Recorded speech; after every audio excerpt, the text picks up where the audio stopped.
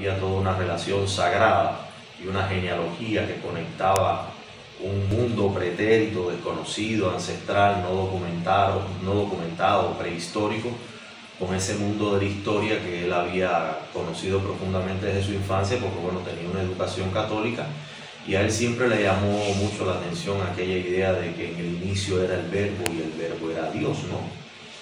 Eso para él fue como una especie de gran interrogante que había que desentrañar.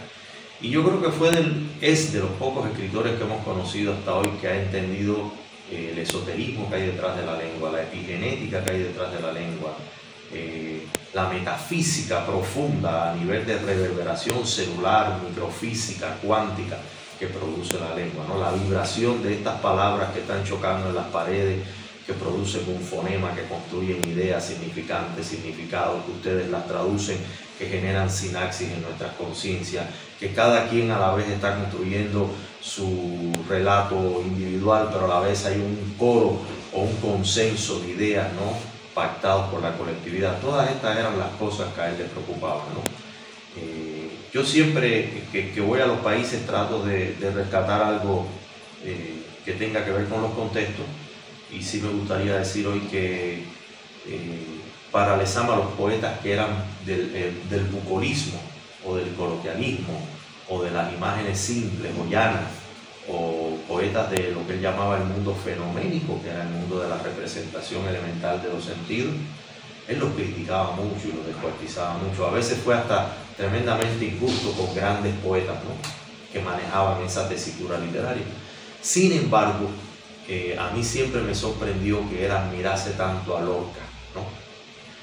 Y nunca fue crítico con Lorca, que sí lo fue con Nicolás Guillén, que de alguna manera sí tiene una generalidad con Lorca en este sentido campirano, vernáculo, de tradición popular, ¿no?, de forma del habla de algunos pueblos particulares, Guillén en el caso de los negros, Lorca en el caso del sur y del mundo gitano. Y sin embargo, lo que él resaltó de Lorca era la pasión, el entusiasmo, el ímpetu con que Lorca decía los poemas. Eso a él lo conmovió profundamente.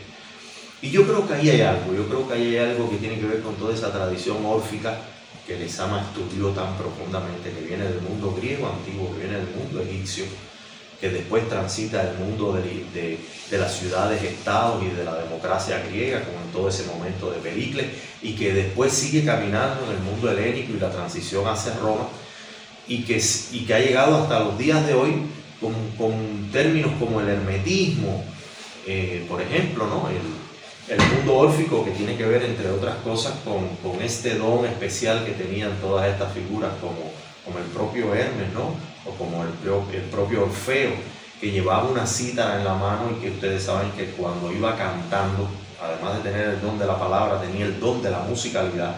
Por eso traigo a colación la historia de Lorca.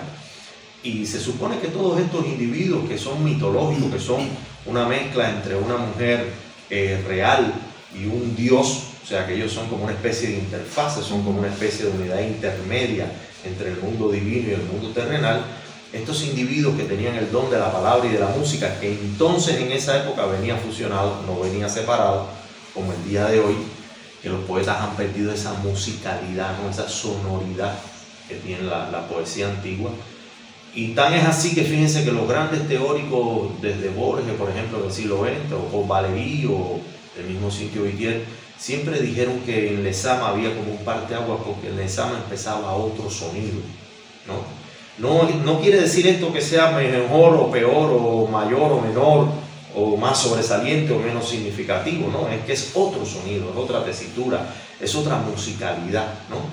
Y bueno, tiene que ver con todo su referente cultural, su mundo genético, su familia, sobre todo él, que creció en un mundo de mujeres, en un mundo de un matriarcado.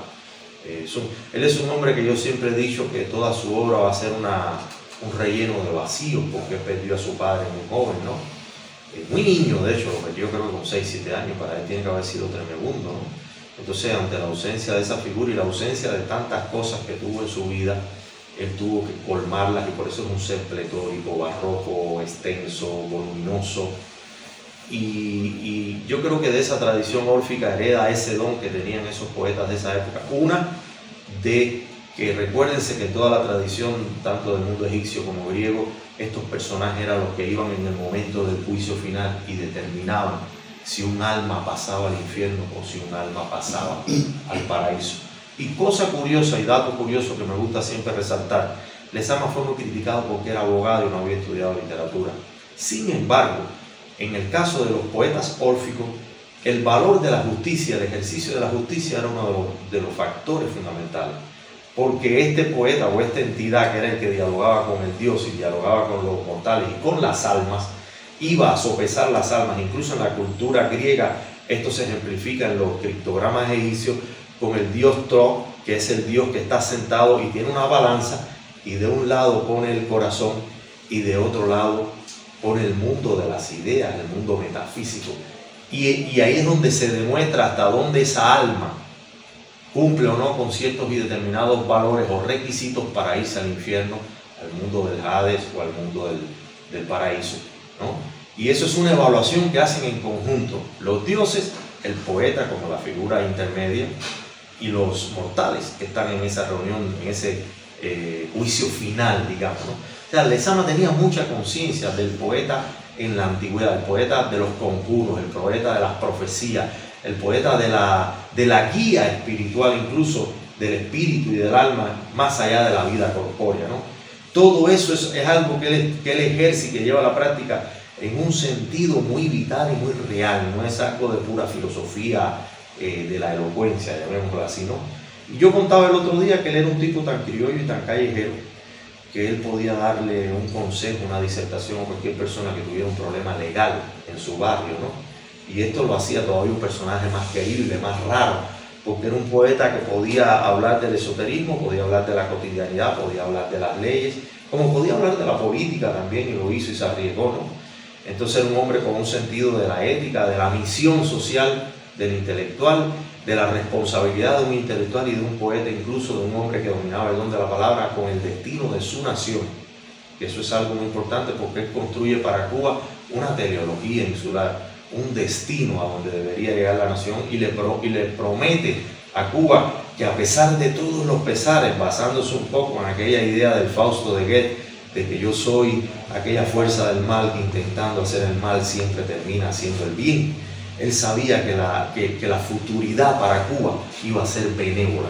Claro está, eso todavía está sujeto a una demostración. O sea, yo estoy confiado en esa idea lezamiana de que es con lo que abre mi documental, y lo van a ver que lo dice uno de sus discípulos, que Lezama decía: Cuba construye sus catedrales en el futuro, no para el futuro, es en el futuro. Entonces ahí hay una cuestión del tiempo, que es algo en lo que se mueven también los poetas del mundo órfico. Recuérdense incluso que Orfeo es uno de los que va cantando y tocando la cítara en aquella famosa nave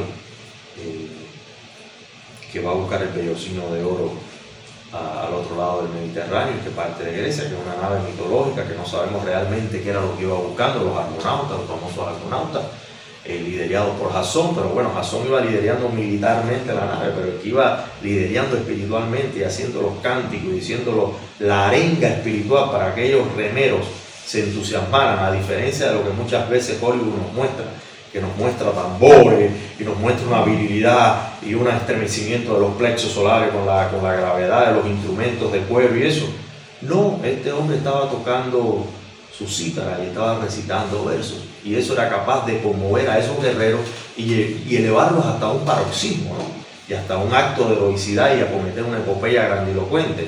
Entonces, esto un poco nos demuestra todo este devenir de lo que luego Marx denominó las formas metamorfoseadas del valor en la historia, ¿no? De cómo una cosa en el mundo antiguo se comportaba de una manera y se va deformando y se va transformando y termina siendo casi las antípodas de para lo que surgió, ¿no? Yo siempre pongo el ejemplo de la Semana Santa, ¿no? En mi país, mi segundo país, que es México, que bueno, les decía Lezama, un hombre no solo se define por los orígenes, yo soy cubano de origen, sino que también se define por sus destinos. Yo llevo la mitad de mi vida en México, o sea, México es mi país de destino. Y yo, por ejemplo, percibo que la Semana Santa es una semana de desmadre, de la locura, de la catarsis, del caos, ¿no? Y la gente lo que hace es emborracharse y irse a tener sexo alocadamente a las playas, a los destinos turísticos. Entonces, yo me pregunto, bueno, yo que vengo de una tradición que no es profundamente católica, eso siempre me llamó la atención. Y decía, bueno, se supone que la Semana Santa debería ser una semana de recogimiento, de introspección, de una reflexión profunda, de una revisión de la vida. Es todo lo contrario, ¿no?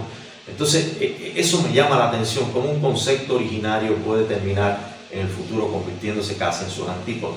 Lezama revisó mucho esa tensión que hay entre origen y destino. Toda su obra refiere esa cuerda tensada, ¿no? Y él abogaba por las dos cosas, abogaba por toda esta tendencia, toda esta moda, toda esta modernidad, pero a la vez por recuperar el valor de un pasado, por recuperar los pilares totémicos de ese pasado, los orígenes que le dan fundamento a la existencia contemporánea. No quiero extenderme mucho, les estoy diciendo esto porque bueno, me da un poco de pena que las presentaciones, sobre todo de este lado del continente, tienen menos concurrencia que allá. Allá en Estados Unidos y en México ha sido un poquito más voluminosa, ¿no? Es una figura bastante desconocida, incluso en las academias, es una pena también eso. Pero bueno, estamos haciendo una labor de propagar esto y de difundirlo, y nuestra meta es que se vuelva a insertar en los circuitos de lectura de Lezama Lima, ¿no? Él hacía un chiste sobre su obra, decía que su obra en el futuro iba a ser comprendida como comprendían los niños de hoy Alicia en el País de las Maravillas, ¿no? Yo creo que es una hipérbole exagerada de parte de él, pero tampoco pierdo la esperanza de que en un futuro más próspero, más desarrollado, donde ya se detenga toda esta locura que hay a favor de la tecnología y la transhumanidad y todas esas cosas por donde nos van enrumbando, que si haya un grupo, que si haya una secta como lo tuvo él en su grupo Orígenes, o como lo tuvieron los herméticos en el mundo de Hermes Trismegisto, allá en el mundo egipcio, que puedan preservar este saber y que le permitan a la gente entender todo lo que estamos desechando de saberes fundamentales. Y por eso es que vamos llevando una vida tan atolondrada, tan caótica, tan accidentada, tan sin brújula, que cualquier vendaval nos arroja a un destino inesperado, inusitado, ¿no? Que Lezama les encantaba el mundo de las epifanías, el mundo de las revelaciones y el mundo de esa sorpresa, ¿no? de lo que rompe, de los saltos cuánticos en la historia. Pero también le gustaba el mundo de las causalidades continuas, discontinuas, lineales, no lineales. Y él observaba cada hecho de la cultura como un factor que estaba concatenado con el todo. Yo creo que su gran mérito como intelectual y como escritor es crear una conciencia mucho antes que lo dijera la teoría compleja, mucho antes que lo dijera la filosofía sistémica, mucho antes de que los físicos cuánticos incluso estuvieran hablando de esto. Ya Lezama sabía que el mundo era una holística, que el mundo era un campo unitivo, que el mundo era una totalidad, y que, como decía el libro egipcio de los muertos, la palabra como, que es la palabra matriz de la metáfora, era una palabra mágica, porque enlazaba mundos distantes, decía él, ¿no? Y bueno, su aspiración era que los poetas entendieran que habían que hacer imágenes, ¿no? Que interconectaran el mundo de un poro de la piel con el mundo de las estrellas. Él estaba en contra de ese sistema poético que conectaba el cristal con el río, esas imágenes objetivas que eran predecibles, fáciles de construir, ¿no? Sino que él abogaba por una heurística que tuviera otra rareza, otro nivel de complejidad, ¿no? Y que relinqueara el mundo que nuestra mente, nuestro ego y nuestra realidad, racionalidad formal, había fragmentado y desconectado. Este es un mensaje que quiero dejarle. Ahí van a ver 28 eruditos de la cultura hispanoamericana hablando de este hombre que sigue siendo hoy por hoy solamente comparable con Jorge Luis Borges y con Octavio Paz, en mi modesta opinión, la cumbre de una ciudad letrada y la cumbre del pensamiento literario del siglo XX. Y cuidado, que todo lo que hemos visto por lo que llevamos del siglo XXI es bastante miserable para apenas compararse. Entonces creo que sigue siendo la pirámide fundamental de las letras en el idioma español. Gracias por venir y ojalá que ustedes, en la medida que puedan, recomienden este documental. Si quiere, después le doy mis emails, que me escriban, todo el que quiera verlo, todo el que quiera conocer de esto, yo estoy dispuesto a exhibirlo en cualquier lugar. De hecho, si quiere, apúntenlo por ahora, es www